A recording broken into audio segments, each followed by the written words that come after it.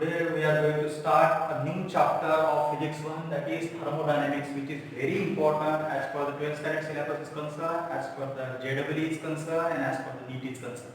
And this is my special favorite topic since my MTech is in thermal engineering and I have done my PhD in thermal engineering. तो ये सबसे बड़ा special topic है मेरे लिए भी और सबसे इम्पोर्टेंट टॉपिक है आपके लिए। तो सबसे पहले हम इसकी शुरुआत करते हैं कि थर्मोडायनेमिक्स मतलब क्या होता है, why it is included in syllabus of physics as well as the syllabus of chemistry. So thermodynamics actually special branch of physics है जिसमें हीट और अदर फॉर्म ऑफ एनर्जी के बीच में जितने भी कोरिलेशंस है, जितने भी ट्रांसफॉर्मेशंस है, उसका स्टडी किया जाता है। जैसे फॉर एग्जांपल हीट का कन्वर्जन लाइट में होता है। जैसे फॉर एग्जांपल कोई चीज जब जलती है तो heat energy convert into light energy, ठीक है, बराबर। लाइट एनर्जी से भी हीट पैदा हो सकती है। जैसे फॉर एग्जांपल कोई टॉर्च है, टॉर्च एक ही जगह पे आप फोकस करो, आपका लेंस लो, ठीक है, बराबर। लेंस से उसको फोकस करो तो लेंस के वजह से वो जो सोलर एनर्जी है, लाइट एनर्जी है, एक ही पॉइंट पर फिक्स होकर हीट एनर्जी तैयार होगी। इसका मतलब है हीट एनर्जी और अदर फॉर्म ऑफ जो एनर्जी है इनके बीच में ऑल टाइम ट्रांसफॉर्मेशन होता है। हीट एनर्जी का कन्वर्जन अदर एनर्जी में होगा, अदर एनर्जी का कन्वर्जन दूसरे एनर्जी में होगा। इसका और बहुत सारे एग्जांपल हम दे सकते हैं। जैसे ये मेरे दो हाथ है, ठीक है, ये दो हाथ में घस रहा हूं, ये होगी काइनेटिक एनर्जी, ये काइनेटिक एनर्जी। लेकिन मेरे कुछ समय के बाद ये मेरे हाथ गर्म हो जाएंगे, इसका मतलब काइनेटिक एनर्जी का कन्वर्जन किसमें हुआ, हीट एनर्जी में, ठीक है। हम ऐसा बोल सकते हैं कि हीट एनर्जी अदर फॉर्म में कन्वर्ट हो सकती है, other form of energy heat energy में भी कन्वर्ट हो सकता है, ठीक है ना। किसी के साथ अगर आपने छेड़खानी की और किसी ने आपके गाल पे जम के थप्पड़ मारा, ठीक है, वो पोटेंशियल एनर्जी जब आपके गाल पर काइनेटिक एनर्जी का रूपांतर कन्वर्जन से पोटेंशियल एनर्जी आपके गाल पे होगा, गाल आपका लाल होगा, गर्म हो जाएगा, ठीक है ना। काना खाली दूर, समझ के नहीं, खाना खाली दूर, कान गर्म करने, ऐसे जो अलग अलग प्रोवर्ब्स है। तो ये एक डेफिनेशन। फिर ये जो थर्मोडायनेमिक्स है इसमें दो टाइप का स्टडी अप्रोच किया जाता है, दो तरीके का स्टडी किया जाता है। एक होता है मैक्रोस्कोपिक स्टडी और दूसरा होता है माइक्रोस्कोपिक स्टडी। मैक्रोस्कोपिक स्टडी मतलब ऊपर वाला, जो चीजें ऊपर से दिखती है। फॉर एग्जांपल हम प्रेशर मेजर कर सकते हैं, ठीक है, किसी भी सिस्टम का। फॉर एग्जांपल हम वॉल्यूम मेजर कर सकते हैं, वो दिखता है। फॉर एग्जांपल हम टेम्परेचर मेजर कर सकते हैं, वो दिखता है। फॉर एग्जांपल हम मास मेजर कर सकते हैं, वो दिखता है। ये चार प्रमुख वेरिएबल्स होते हैं, these are the four important parameters: pressure, volume, temperature and mass, ठीक है। इन पर फोकस होकर अगर स्टडी किया गया, it is known as macroscopic study और मैक्रोस्कोपिक अप्रोच। दूसरा है माइक्रोस्कोपिक। माइक्रोस्कोपिक स्टडी मतलब घुसो, अंदर घुसो, जो चीजें ऊपर से नहीं दिखती है उसका स्टडी करो, मतलब एटॉमिक स्ट्रक्चर, ठीक है ना, मॉलिक्यूलर स्ट्रक्चर। जैसा किसी भी सिस्टम में एटम पर क्या फर्क पड़ रहा है, मॉलिक्यूल पर क्या फर्क पड़ रहा है, उनकी रैंडम मोशन कैसे हो रही है, क्या हो रही है, इतना अगर डीपली जाके अगर आप स्टडी करोगे, this kind of approach is known as microscopic approach, ठीक है। अब इसमें डिफरेंट प्रोसेसेस है। तो वैसे तो बहुत सारी प्रोसेसेस है। जब आप इंजीनियरिंग या एमटेक मैकेनिकल इंजीनियरिंग करोगे, ठीक है, तो आपको पता चलेगा कि lots of processes are there, लेकिन आपके सिलेबस में इतना इंक्लूड है जितना आपके जेडब्ल्यू में इंक्लूड है। I am just focusing upon it. तो very first process is isothermal process. अब एक चीज थर्मोडायनेमिक्स में ध्यान रखना, थर्मोडायनेमिक्स में एज पर 12th standard syllabus is concern only the four variable, मतलब चार चीजें ही बदलेंगी: pressure, volume, temperature and mass, ठीक है। इन चार चीजों का ही इफेक्ट हम बेसिकली स्टडी करेंगे एक दूसरे के ऊपर। जैसे ये तीन क्वांटिटी कांस्टेंट होगी, मास का इफेक्ट पता चलेगा। ये तीन क्वांटिटी कांस्टेंट होगी, प्रेशर का इफेक्ट पता चलेगा। ऐसे किस तरीके का स्टडी होगा। आइसोथर्मल प्रोसेस में क्या होता है, आइसोथर्मल प्रोसेस मतलब the process in which temperature is kept as constant. जो प्रोसेस में टेम्परेचर कांस्टेंट है उसे बोला जाता है आइसोथर्मल प्रोसेस। एडियाबैटिक प्रोसेस मतलब क्या, एडियाबैटिक प्रोसेस मतलब when there is no heat transfer from inside to outside and outside to inside, no heat transfer, बाहर से चीजें अंदर नहीं आएंगी, अंदर से चीजें बाहर नहीं जाएंगी, उसे बोला जाता है, उस प्रोसेस को बोला जाता है एडियाबैटिक प्रोसेस। जैसे आपका थर्मोस है, थर्मोस में अगर हम दूध रखते हैं, अगर हम चाय रखते हैं तो गर्म रहती है, बहुत देर तक गर्म रहती है। क्यों गर्म रहती है, तो अंदर की हीट बाहर नहीं जाती है और बाहर हीट अंदर नहीं आती है। अगर पानी में ठंडा रखा था लॉस में, ठंडा के ठंडा रहेगा, गर्म नहीं होगा। इसका मतलब है कि बाहर से चीज हीट अंदर नहीं आ रही है और अंदर की हीट बाहर नहीं जा रही है। तो this kind of process is known as adiabatic process. फिर है आपका isobaric process. Isobaric process means in the process in which pressure is constant. जिस प्रोसेस में प्रेशर को कांस्टेंट एज्यूम किया गया है, प्रेशर कांस्टेंट रखा गया है, that kind of process is known as isobaric process. सबसे last isochoric process. Isochoric process means it is a process in which pressure is kept as constant. जिसे बोला जाता है आइसोकोरिक प्रोसेस, ठीक है, जिसमें वॉल्यूम आपका कांस्टेंट है, ठीक है, बराबर। जैसे आप अगर सब्जी बना रहे हो, सब्जी के ऊपर ढक्कन रख दो तो अंदर का वॉल्यूम बाहर नहीं जाएगा, मतलब जो भी है वेपर्स है, वाटर मॉलिक्यूल, वाटर के बाहर नहीं जाएंगे, भाप जिसे हम बोलते हैं, बाहर की कोई चीज अंदर नहीं आएंगी, वॉल्यूम फिक्स रहेगा। मतलब आप अगर आपने 1 लीटर पानी डाला है गर्म करने के लिए, उसको ढक्कन रख दिया तो पानी का जो वॉल्यूम है 1 लीटर वो वैसे के वैसे ही रहेगा।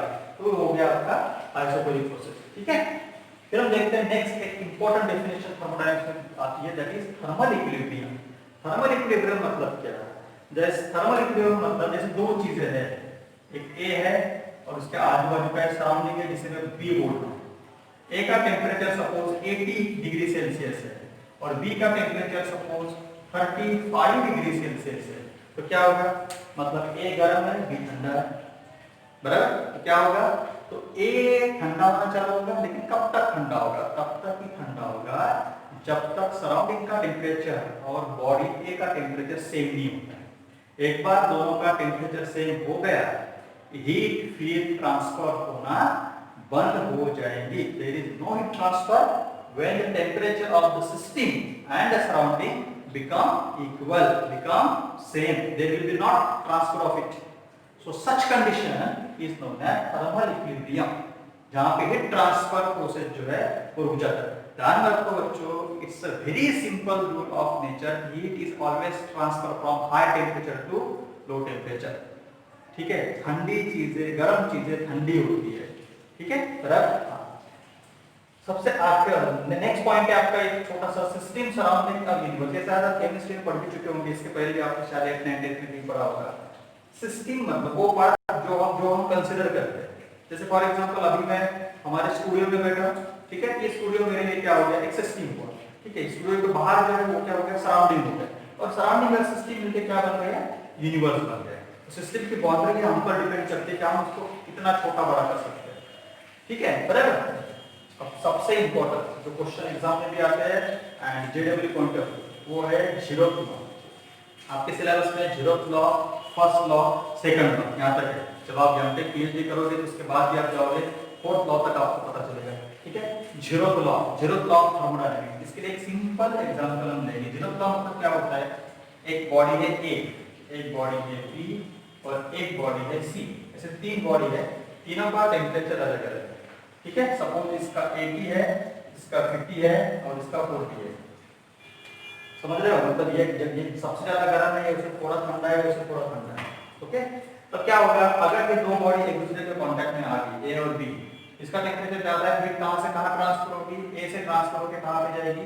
बी पे जाएगी, ठीक है। और अगर बी और सी सेपरेटली कांटेक्ट में है तो बी हीट कहां में जाएगी? सी में जाएगी, ठीक है। अभी तीनों चीजें एक जगह पे लेकर, तो जीरोथ लॉ क्या बोलता है? Zeroth law says that if 3 bodies are in thermal equilibrium with each other separately, then they are also in a thermal equilibrium. मतलब ए बी सी अगर अलग-अलग थर्मल इक्विलिब्रियम में है तो ये तीनों बॉडी भी एक दूसरे के साथ थर्मल इक्विलिब्रियम में है। इवन दो ए का सी के साथ कांटेक्ट नहीं आ रहा है, लेकिन ट्रांसफर रुक जाएगा तब तक ये तीनों का टेम्परेचर सेम नहीं होगा। जैसे फॉर एग्जांपल तीनों का टेम्परेचर अगर 45 हो गया तो ट्रांसफर होना रुक जाएंगे। इसका सबसे बेस्ट एग्जांपल हम देखेंगे, तो ये आपको यहाँ पे दिख रहा है, ठीक है बच्चे, दिख रहा है। इसका बेस्ट एग्जांपल है हमारा थर्मामीटर। ये देखिए, ये हमारा मुंह है, ठीक है, यहाँ पे दांत हो गए दिख रहा है, यहाँ पे दांत हो गए। ये हमने आपके मुंह में थर्मामीटर डाला, ठीक है। ये थर्मामीटर के अंदर ये हो गया मर्क्यूरी, ठीक है, ये हो गया आपका मर्क्यूरी, ये जी, ये ठीक है, ये हो गया थर्मामीटर का ग्लास, ठीक है, और ये हो गया आपका माउथ। अब यहाँ पे 3 बॉडी कौन सी होगी? एक बॉडी है मर्क्यूरी, सबसे पहले माउथ ए हो गया, उसके बाद ग्लास बी हो गया, ठीक है, और मर्क्यूरी आपका C हो गया, बराबर, ठीक है। अब देखो, अब आपको अगर टेम्परेचर, आपको फ्लू है, आपका आपका अगर फीवर है, ठीक है, फीवर अगर है तो आपका body temperature suppose 102 degree, 102 degree Fahrenheit, ठीक है, फ़ारेनहाइट आपका 102 है, आपके मुंह में हमने थर्मामीटर डाला, तो सबसे पहले हीट ट्रांसफर कहां से होगा? माउथ से हीट ट्रांसफर होगा ग्लास के साथ, फिर ग्लास हीट ट्रांसफर करेगा, ग्लास हीट ट्रांसफर करेगा मर्क्यूरी को, और मर्क्यूरी आपको टेम्परेचर बताएगा। मर्क्यूरी टेम्परेचर किसका बताएगा? आपके बॉडी का। अब मुझे बता, मर्क्यूरी आपके बॉडी के कांटेक्ट में आ रहा है? नहीं, तो mercury is not in the contact of your body. अगर मर्क्यूरी आपके मुंह में डाल दे तो आप तो मर जाओगे, ठीक है। मतलब A का react A is in thermal equilibrium with B is in thermal equilibrium with C, ठीक है, then A, B, C are in thermal equilibrium, ये है जीरोथ लॉ, ठीक है, बराबर। नेक्स्ट इंपॉर्टेंट लॉ है वो है फर्स्ट लॉ ऑफ थर्मोडायनेमिक्स, ये एक सिंपल लॉ है। इसका मैं आपको एक एग्जांपल दूंगा। आप अगर 1 किलो आपने खाना खाया, 1 किलो आपने खाना खाया, 1 किलो खाना खाने के बाद क्या होता है? 1 किलो खाने का यूज क्या होगा? 1 किलो खाने का यूज होगा, कुछ उसमें से आपके बॉडी में लगेगा, आपके बॉडी के काम में आएगा, वो होगा वर्क डन, और कुछ आपके बॉडी की इंटरनल एनर्जी भी काम में आएगा, कुछ वेस्ट जाएगा, ठीक है, बराबर। वेस्ट वगैरह जो गया वो अगर हमने इसमें कंसीडर कर लिया तो हम ये बोल सकते हैं कि heat transfer to a system is divided into two parts. Some part of heat is used to increase the internal energy and some part of heat is used for the work done. मैं simple language और कर देता हूँ। अगर आप किसी system को 100 joule supply करते हैं, ठीक है, 100 जूल अगर आप एनर्जी सप्लाई करते हैं, उसमें का 20 जूल एनर्जी अगर सिस्टम के इंटरनल एनर्जी में गया तो कितना बचा? 80 जूल एनर्जी किसके काम में आएगा? वर्क डन के, बराबर। जैसे इसका एक और एक एग्जांपल लेके चलते हैं, इंजन में इंजन पेट्रोल से चलता है, पेट्रोल इंजन अगर है तो, ठीक है, बराबर। अब ये पेट्रोल इंजन में अगर हम सप्लाई करते हैं, अगर इंजन को हमने 100 जूल सप्लाई किया, मतलब पेट्रोल जब जलता है इंजन के अंदर तो 100 जूल इतनी एनर्जी तैयार है, तो वो एनर्जी क्या करती है? वो पिस्टन को बाहर धकेलती है, जिसकी वजह से आपका चक्का घूमता है, वो हो गया वर्क डन। तो 80 जूल उसमें आपका ये हो गया, यूज हो गया। अब कितना बचा? 20 जूल। तो आपने देखा होगा जब गाड़ी चलती है तो इंजन का टेम्परेचर, आपकी गाड़ी का जो इंजन है वो गर्म होता है, वो है इंटरनल एनर्जी। पहले गर्म था क्या? नहीं। जब इंजन चला फिर गर्म हुआ, तो 20 जूल एनर्जी यूज हुआ इंटरनल एनर्जी इंक्रीज करने के लिए, और 80 जूल यूज हुआ वर्क डन के लिए। ये हो गया आपका फर्स्ट लॉ। अब इसमें सबसे इंपॉर्टेंट है कि ये जो हीट है, ये पॉजिटिव कब लेने का और हीट नेगेटिव कब लेने का। एकदम सिंपल।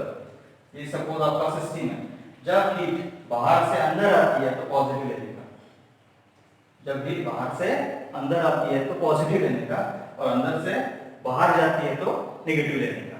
मतलब अगर कोई चीज गर्म है, ठंडी हो रही है, मतलब हीट बाहर जा रही है तो नेगेटिव, ठीक है, और कोई चीज ठंडी है और गर्म हो रही है, मतलब हीट अंदर आ रही है। जैसे आपने दूध गर्म करने के लिए रखा तो हीट आप सप्लाई कर रहे हो, हीट अंदर आ रही है, हीट जब अंदर आएगी तो पॉजिटिव, और जब हीट बाहर जाएगी तो नेगेटिव। और वर्क डन का उसके उल्टा लेने का। वर्क डन अगर बाहर से अंदर हो रहा है इसके उल्टा लेने का, पॉजिटिव है ये नेगेटिव, और ये नेगेटिव है तो पॉजिटिव। ध्यान में रखो, हीट का ध्यान में रखो। वर्क डन का कन्वेंशन उसके अपोजिट लेने का। वर्क डन पॉजिटिव, नेगेटिव मतलब का जब कोई चीज, जैसे कोई बलून है, बलून को मैं कंप्रेस कर रहा हूं, बाहर से कंप्रेस कर रहा हूं, ये नेगेटिव हो गया, ये नेगेटिव हो गया, बराबर, ठीक है। बाहर से हम इसको कंप्रेस कर रहा हूं, नेगेटिव हो गया, ठीक है। और बलून अंदर से अगर फूल रहा है तो वो वर्क डन क्या हो गया? पॉजिटिव। और तीसरा इंपॉर्टेंट है इंटरनल एनर्जी के साइन कन्वेंशन। इंटरनल एनर्जी बढ़ेगी, मतलब जब टेम्परेचर बढ़ेगा, टेम्परेचर जब बढ़ेगा तो ऑटोमेटिक इंटरनल एनर्जी बढ़ेगी, ये लेने का पॉजिटिव। और जब टेम्परेचर कम होगा तो इंटरनल एनर्जी क्या होगी? कम होगी, ये लेने का नेगेटिव, ठीक है। तो ये हमारा आज का पहला लेक्चर था थर्मोडायनेमिक्स का, ठीक है। फिर हम देखेंगे थर्मोडायनेमिक्स के सेकंड लेक्चर में second law of thermodynamics and its application, ठीक है। वीडियो को लाइक कीजिए, शेयर कीजिए और चैनल सब्सक्राइब कीजिए। Thank you.